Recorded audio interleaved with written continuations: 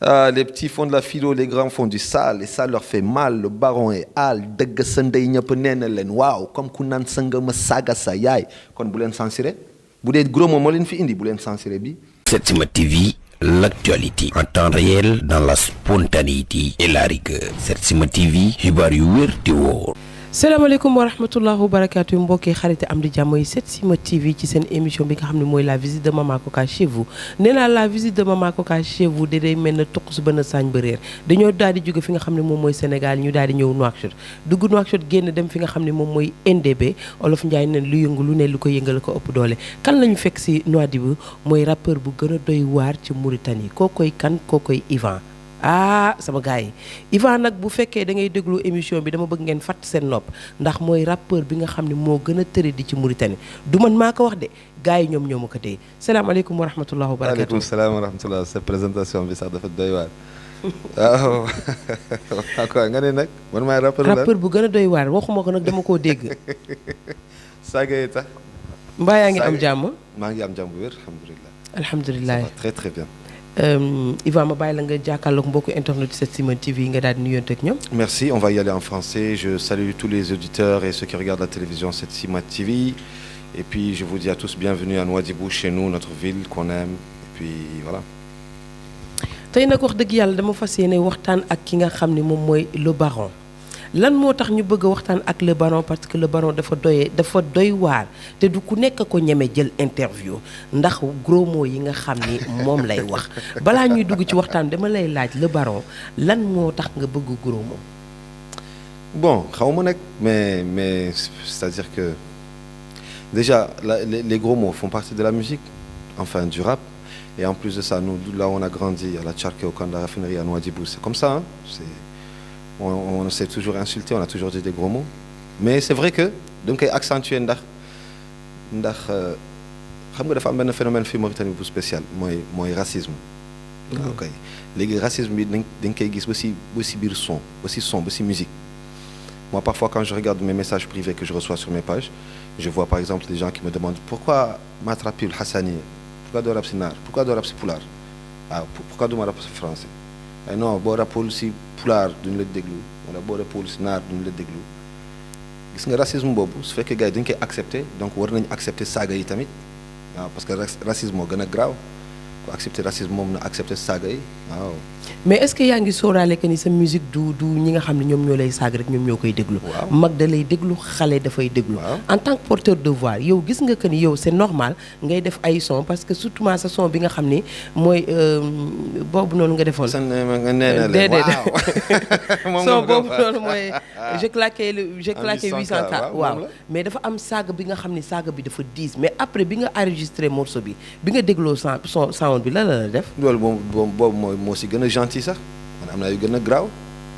mooy saaga bu bon boobu noonu. sama clip yi yëpp boo si concentré wu daal si dégg ay saaga yu bëri waaw parce que c'est comme ça hein, c'est comme ça et puis tu sais il y a un truc là qu'il faut enlever de sa tête aussi, c'est-à-dire que il y a un phénomène qui est les insultes, c'est pas forcément que c'est négatif, c'est-à-dire qu'il y a des gens par exemple qui sont très réservés. Il y a des gens qui sont très réservés, qui n'ont pas le contact facile avec les gens. Eux, c'est la musique qui par exemple, quand tu fais du sport, tu ne vas pas écouter du zouk. Tu comprends? Et il y a des gens, pour avoir cette énergie-là, cette énergie positive, ils ont besoin d'écouter ou du booba, ou du damso, des gros mots. Hein. Et voilà, c'est une énergie. Donc il ne faut pas toujours prendre au négatif. Quand on le dit, c'est la musique qui le demande. C'est moi, ma nature aussi, je dis beaucoup de gros mots. Mais on dit d'habitude que les gens qui disent des gros mots n'ont rien dans le cœur. Donc bon. Je ne vais pas me jeter des fleurs mais je pense que c'est ça. comme ni mu leen ko waxee mbokk internet di Setsima TV yéen a ngi seen émission bi nga xam ne mooy la visite de Mama Coca chez vous ñu nekk fi nga xam ne moom mooy Mauritanie ñu jéggi Nouakchott ñëw fi nga xam ne mooy Nouadhibou ñëw seet si ki nga xam ne moom mooy le baron mais le baron xam nga la moo ma jaaxal. waaw mosuma dégg ci yow lu baax parce que gars yi nee na ñëw da nga xaw a réew. réew xanaa ki ma xamul waaw c'est vrai que man soxlawuma xarit yu bees loolu moom dëgg la soxlawuma xarit bu bees bon trop d'amis. Trop de déception. Je l'ai connu avec le temps, je ne suis pas un enfant, je ne suis pas né hier. Je n'ai pas commencé la musique hier non plus. Donc, ceux qui me connaissent, ils savent que je suis authentique, je suis vrai. Je suis vrai, c'est-à-dire qu'au moins je suis honnête avec moi-même. Eux, ils savent que je ne change pas avec eux. Ceux qui ne me connaissent pas, ils n'ont pas besoin d'autre chose. Bon, si c'est quelqu'un qui va te dire, oui, donne-moi ton numéro, il y a des gens, ils vont te dire, sur tes pages, ils te disent, donne-moi ton numéro WhatsApp. Moi, si je te réponds sur la page, tu n'as pas besoin de mon WhatsApp. Continue à m'écrire là-bas. Ce que tu as envie de me dire sur WhatsApp, dis-le moi ici. mais man dafa mel ne comme nit ñi lu ñuy wax maa ngi koy bëgg a déggal parce que sa réponse yi dafay xaw a gàtt trop. moom maa ko kaat non. yow doo neexal nit ñi sax. non c'est pas question de neexal damay neexal ki ma xam samay xarit c'est mes amis mais. mais aussi le baron sa son yëpp dégg naa da ngay crash parce que am na benn son boo génnee waa déglu ma wax la am na benn son bi nga génnee. nga ne 1 million de likes. 1 million de vues zéro richesse. loolu dégg la. mais loolu dafa mel ne comme dafa am koo visé. non visé ma kenn mais gars yi dañuy jënd ay vues gars yi dañuy def ay affaires yu bëri loolu xam nañ ko ci musique c'est-à-dire que mën nga am fii 100 millions de vues fekk amoo dara ak xoolal preuve bu gën a tangible mooy kii pël bi bu sàcc Sénégal wurang mu tudd. Samba Ka mu ngi noonu mu ngi dajale ay vues pourtant mu ngi prison amul dara dafa doon sàcc waaw kay mu ngi noonu ça veut dire que business ou tristesse bu dee business la ñuy def ñoom chemin bi baaxul. Tristesse les donne. 100 millions de vues et zéro richesse, on se connaît tous ici en Mauritanie. On sait qui a qui n'a pas quoi. Donc, on ne va pas se voiler la face aussi. Ce n'est pas la peine d'essayer de se voiler la face ou derrière des millions de vues. Tu peux avoir 1 million de vues et avoir 200 personnes à ton concert. Ce n'est pas tout celui qui regarde ton YouTube qui vient à tes concerts. Ça, c'est la réalité. Lan mooy sa rapport ak les rappeurs mauritaniens dégg naa moom Mauritanie moom amoo benn rappeur bi nga xam ne sax. non loolu du dégg j'ai beaucoup d'amis rappeurs. non compliqué xanaa si liggéey ñi liggéey ak man xam nañ peut-être que je suis bon c'est-à-dire les dates c'est les dates les horaires c'est les horaires c'est vrai mais moi je suis régulièrement avec Abda MC Babli Tonya Fia Big César AMD ils sont nombreux mënu ma la décider ku lim juum mais samay xarit nañu samay frères nañ mais Mauritanie noonu la demee lobbying la musique lobbying la dafa am clan wu ñii clan wu ñee comme Sénégal tamit comme fépp. yow ban clan nga bokk yow. man moom sama clan mooy sama famille. waaw kay du clan parce que affaire clan ça fait trop mais j'ai une famille avec laquelle je partage tout ce que je fais ils partagent avec moi tout ce qu'ils font on s'auto-conseille entre nous mooy Big Baba Abda MC ak Big César et bien sûr Boubli qu'on connaît tous sous le nom de Babli ça c'est ma famille c'est ce que j'aime et ils m'aiment réciproquement. Pour eux, je suis prêt à tout. Pour les autres, ce qui peut m'emmener de l'avant, on le fait ensemble. S'il y a quelque chose à gagner. S'il n'y a rien à gagner, ça ne sert à rien aussi de faire des feats pour accumuler des feats seulement, ça ne sert à rien. Mais lan la ñu mën a xaar ci yow le baron en 2023. Ah, c'est mon album maa ngi derrière la caméra, il y a AMD on the beat qui n'aime pas apparaître devant les objectifs. Je lui fais un gros big up d'ailleurs au passage. Il a quitté la capitale pour venir continuer l'album, pardon. On est en train d'enregistrer l'album actuellement, on est même très loin, mais c'est sûr que vous l'aurez cette année, c'est certain, il est très avancé. Est-ce que ñu ngi mën nañu xaar tey nga génne benn son peut-être avec Abda MC wala kii. am na si ñaar wala ñett. Advice wala ñoom Las Primo ak Petit Nar. yow da ngaa bëgg ma jox la featuring bi fekk album génnagul doo bàyyi ma def communication bu neex. non grave non day am ay feat mais il y aura plus de feats internationaux c'est-à-dire français sénégalais cap-verdien congolais il y aura des Mauritaniens aussi. mais bu ma déggee ci sa sound bi nga xam ne moom laa mujj génn 100 millions de vues et. zéro richesse mais est-ce que yow à part musique bi yaa ngi yëngatu ci beneen business. waaw.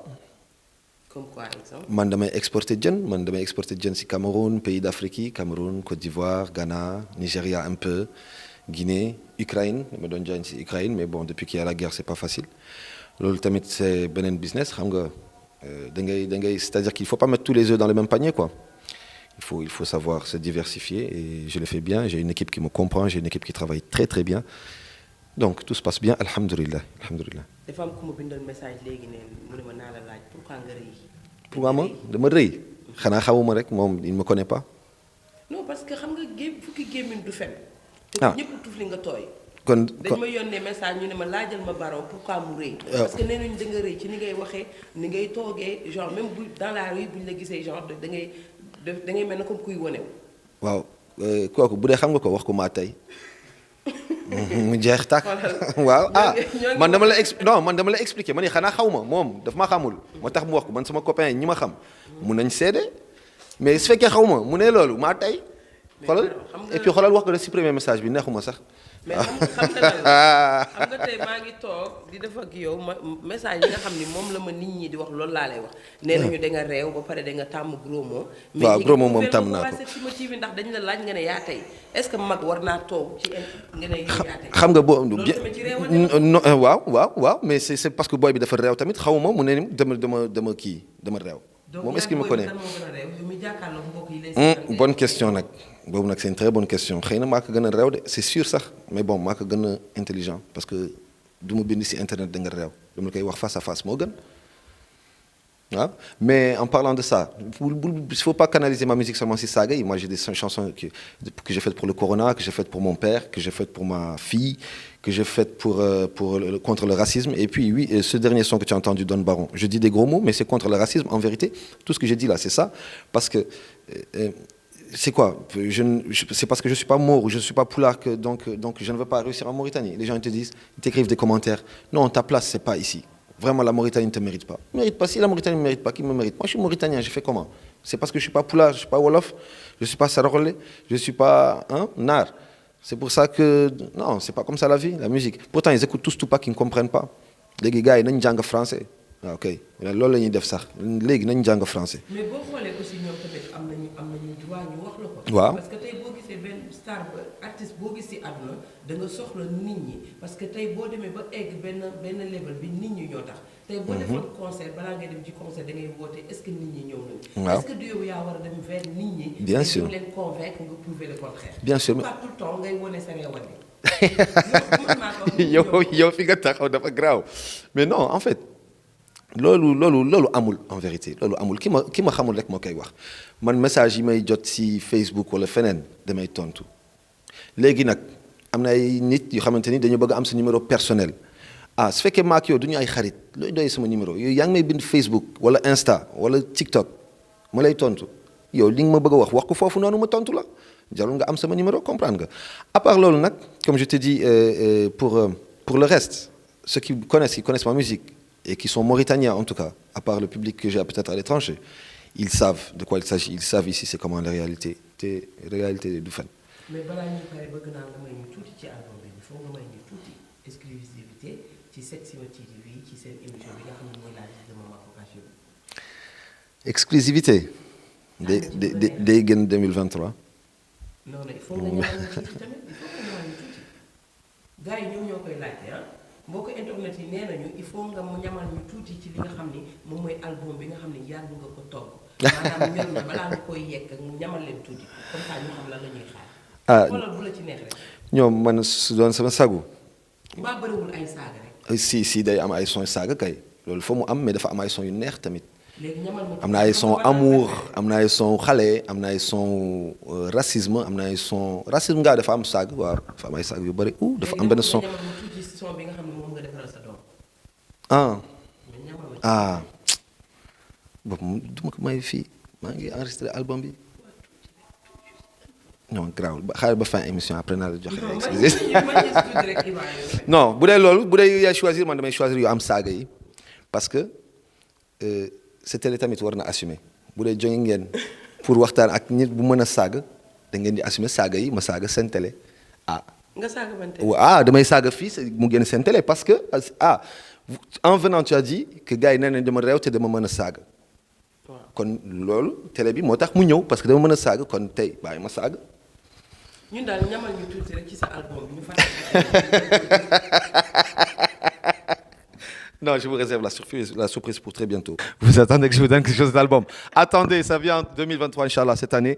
Il y a beaucoup de monde derrière, il y a des gens qui travaillent. Et je ne veux pas spolier en fait ce qu'on est en train de faire. On est en train de travailler fort avec AMD qui est là. Et il y a Koulibaly derrière aussi à qui je fais un gros big up. C'est grâce à lui si on a tout ça d'ailleurs. C'est grâce à lui et Amadou. On n'oublie pas Sanou Photographie. C'est le studio qui s'occupe de tout ce qui est photo à Nouadhibou. En tout cas moi, avec lesquels je travaille régulièrement et toutes les entreprises qui sont sur la place. Donc je ne peux pas spolier quand même le travail qu'on est en train de faire. Xam naa dañuy muñ rek tuuti xam nga moo gën a nice. moo gën a nice waxuma ko nag les barons moo wax ci seen émission bi nga xam ne mooy la visite de Mama Coca chez vous ci Setsima TV tey boo amoon message bi nga xam ne moom ngay lancé xale yi nga xam ne ñoom ñoo jug léegi pour dugg ci game bi ban message la. nañu bàyyi clé USB yi donc gars yi xale yi clé USB le ñu war a bàyyi quoi. Ils doivent arrêter de sortir les albums sur les clés USB. Ça c'est démodé, ça va à l'arrière. Maintenant on regarde devant. La musique c'est les plateformes, c'est YouTube, il faut arrêter les clés USB. Comme je disais, potentiellement king de Spotify, si je le deviens, t'inquiète, je compte bien y rester. Chope mon album jusqu'aux USA, je m'en tape de vos ventes en clé USB. Tu comprends ça, parles-tu français? Graoul, Inch'Allah. Mais Yvan, balaa ñuy daal di tàggatoo est-ce que yaa ngi seetaan actualité bi nga xam ne moom moo am Sénégal. Bon mooy entre Adji Sarr ak Ousmane Sonko. Ah waaw si waaw kay waaw boobu àdduna bi yëpp yëg na ko. waaw yow noo ko jàngatee. politique là moi je sais pas, moi je pense que les massages en tout cas pouvaient se faire à domicile. Ça c'est si on revient à la base de l'histoire moom massage Adji Sarr moom amul fenn loolu ay salon de massage ñëpp xam nañ ko dañ koy publier ci télé yi ci suuf massage 77 yooyu yëpp xam nañ ko. Mais ce qui est le plus désolant, c'est qu'il appelle les gens à prendre des bols et taper dans la rue, déranger les gens. Ça c'est pas bien. Il y a des gens qui sont malades, il y a des gens qui peuvent avoir des problèmes cardiaques ngay jël ay bol ngay gars yi génn leen def leen bruit loolu je trouve ça très enfantin vraiment grand bruit mooy seetaan. Depuis la Mauritanie nekkal nit waaw kay nekkal nit nga def yu fu nit yow da nga mën a waxal jël ay bool yan genre politique la politique bool foo gisee yow politique bool. non man yow laay laaj man kay. non mais amul politique bool amul mais gis nga discours am bi nga xam ne moom la defoon Kër Massar mooy gatsa bi nan nga ko jàngatee. loolu discours boobu xaw ma ko non discours boobu xaw ma ko mais comme je te dis man politiquement lui. Il ne m'a pas convaincu parce qu'il fait des trucs de gamin. Franchement, politiquement, ça n'existe plus tout ça là. Ce qu'il est en train de faire, c'est pas bien. C'est pas bien. Léegi entre Adji Sarr et Ousmane Sonko, à qui la faute selon toi? Ah, bien sûr, c'est tout. Dans tous les cas, moi je suis un gentleman. La faute revient toujours aux hommes. Parce que je suis un gentleman, je dis ça comme ça. Quelqu'un qui a 2 femmes et qui veut se faire masser, c'est qu'il néglige ces 2 femmes, franchement. Massage seulement. Il n'a qu'à aller voir ses femmes, elles vont le masser. Mais bu fekkee tey dafa feebar nga dem faju ji nga dem ñu maase la kay loolu kay dara nekku ci. waaw kon moom fi mu dem salon kinésithérapeute la xaw ma ko de kay mu ngi noonu non salon de massage la dem de du kinésie mooy médecin kuy massé moom dafa dem salon de massage waaw massage ak kinésie c'est différent. tey boo amoon message bi nga xam ne moom ngay lancé mbokk yi nga xam ne ñoom ñoo lay seetaan parce que patriotes yi nee nañu pare nañu pour joxe seen bakkan ñi si bëri sax nee nañu bind nañ seen testament. bu dee jox ngeen seen bakkan pour politicien. C'est que vous n'avez rien compris à ce qui se passe dans le monde. Les politiciens sont des gens qui sont là pour le pouvoir. Je ne parle pas de Sonko spécialement, mais tout le monde, tous les politiciens qui existent, Mauritanie, Vietnam, Sénégal, États-Unis, ils sont là pour le pouvoir. Quand ils vont avoir le pouvoir, ils vont vous oublier. Et ce sera vous qui allez ressortir sur le terrain pour qu'ils descendent. Et ainsi de suite, jusqu'à ce que vous vieillissez. Après, vous allez dire à vos enfants, il faut sortir sur le terrain. Il faut arrêter ça. Il faut laisser les politiciens vivre votre vie et arrêter de cogner les bols, là, déranger les gens. Faites la politique avec le cerveau et à la bouche, pas avec les bols. Yes. ñun ñoo ko déggandoo ak Yvan fii ci Nouadhibou ci seen émission bi nga xam ne mooy la visite de Mama Coca chez vous ñu ñëw toog ak rappeur bi nga xam ne moom moo gën a doy waar ci Mauritanie rawatina fii ci Nouadhibou yu ñëpp ñoo ko déggandoo mu nekk mbégte ak contentement saa su ne ñu toog ak ndaanaan yi nga xam ne moom mooy genre le baron yi tey boo amoon lan ngay tàggatoo lan mooy nekk sa dernier mot. Je dis que, bon, je salue tout le monde au passage. Vous avez une fausse image de moi parce que je dis beaucoup de gros mots, comme elle a toute l'interview, elle a insisté sur mes gros mots. C'est une fausse image. C'est la musique qui est comme ça. Et c'est une non man waxuma ko nag. non. prouvé nga ko fii de ndax wax nga fi ñaari yoon gros mots. wax nga fi ñaari yoon gros mots. mais ok ba pare nga ne yaa tey. ok yow africaine nga kon Cubalo bu fi toogoon mu ne coach yow da nga koy wax gros mot la waaw man Cubalo la nangul waaw kay Cubalo la jeex na. mu jeex wax bi jeex bu dee ay affaire gros mots waaw comme ça affaire bi mu nekk impartout. léegi tàggatoo yéen nga ñëw ba sama kër ba sama équipe yi yëpp gars yi di ma xool gars yi ñu ngi ree ñëw pour kii waaw bu leen censuré de maa ngi seetaan nag. maa ngi xaar lien léegi tàggatoo le baron. bye. maa ngi leen di nuyu. Setsima TV depuis le Sénégal qui est venu en Mauritanie voir le Baron. L'album il sort en 2023. Un gros big up à Sanou Photographie. Sanou Photographie, c'est ce qui nous permet d'avoir tout ça, d'être beau quand on en a besoin. Et Mama Coca, les dames d'abord. Il y a aussi Junior derrière la caméra, Kouli, Amodouba et AMD on the beat. Donc tous à très très bientôt. Streamer, continuez à streamer, partager. Yes. mbégte ak contentement saa su nekk ci seen émission bi nga xam ne mooy la visite de Mama Coca chez vous ak Setsima TV bu leen fàtte abonné ngeen bës cloche bi lépp lu ñu dugal yéen a ngi ci biir salaamaaleykum wa rahmatullah wa barakaatu.